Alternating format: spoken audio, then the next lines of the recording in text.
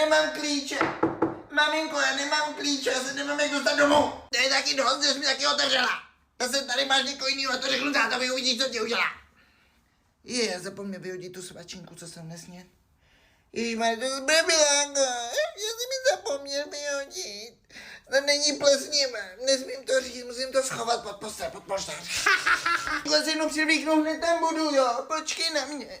Otevři ty dveře, co tam děláš? Otevři to Já to musím schovat, tu svačinu, kam to hodím, třeba tam. To se není nějaká svačina, ještě nějaká navíc, já si to nepamatuju, kam jsem to dal. My ty známky, ne? Bože. Jo, maminko, hned tam budu, ukážu ti, jaký mám známky. Jen co to tady smrdí? Ty si nevynesl svačinu, nesežral. A co, tak jsem to nesněl, no, tak jsem na to třeba neměl chuť. Ty svačiny, co to po mně hází, ty smrade, počkej, já ti tady, já tě sežedu, ty.